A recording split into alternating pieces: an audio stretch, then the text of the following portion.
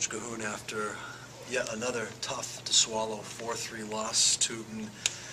We were just talking, I mean, it's to the point almost giving points away here right now in a game that should have at least gone to overtime.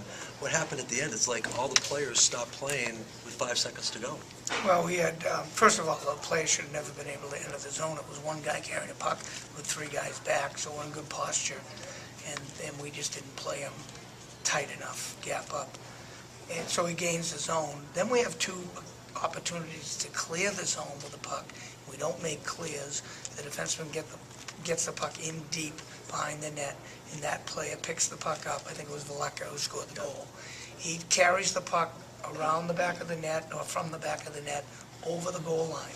We've got 2 defensemen that did the right thing, went to coverage, neutralized 2 of the Merrimack players in front of the net, and then we've got a forward that's free in front of the net with no coverage responsibility, just standing there. He's got to pressure the puck. He never pressured the puck.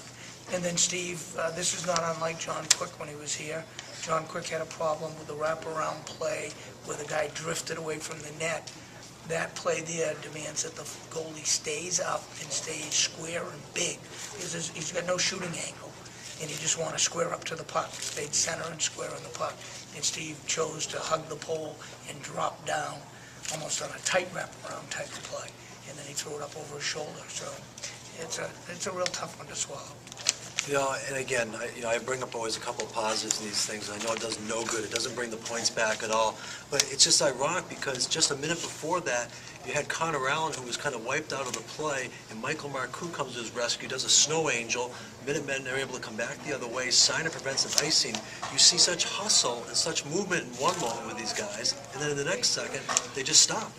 Defensive zone piece is really a struggle for this group, and their ability to be able to really just take care of the man-to-man type of work that needs to be close in and shut the offense down has been a real struggle, and we're really inconsistent in that area.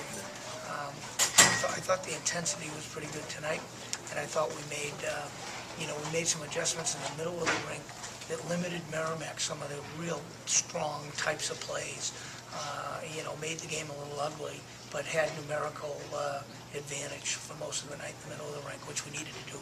Early in the game, they had all sorts of second wave opportunity because we were playing a little bit more wide open than we really could. You talk about the defensive pieces. One of the ones that seems to be coming together pretty well, I thought the penalty kill did a great job. A lot of Warriors going down and blocking shots there. When I talk about Warriors, I meant UMass Warriors. Yeah, well, I think, we've worked hard at it. Blaze has done a great job with getting these kids to better understand what we need to do. The blocking shot piece, I thought the people at the back end knocked pucks down. The people on the top need to get better at it. Okay. We had a few good blocks at the top, but the forwards did a good job in many other, pressure in the puck, zone entry, that type of stuff. So we've improved in that area, but that's a little, a little consolation at this point. I mean, this is a team that is better, but clearly hasn't learned to win. It hasn't learned to execute in all situations enough to win. Boston University, next on deck Friday night, and you and I have been together for a dozen years, and I'll argue you might have your most challenging week of practice ahead of you as far as just coaching these guys mentally as much as physically. Well, I mean, it's been, last week was a challenge that way, and certainly coming off the overtime loss today was a big challenge to get these guys to compete. And I thought they competed. We don't play smart enough. We played hard, but we didn't play smart enough. And like you say, there's this stoppage, where it seems like we just get into almost like a brain cramp type of mode, and everything just shuts down momentarily. And get a lot of trouble with that type of play. All right, Toot, appreciate your time. Thanks.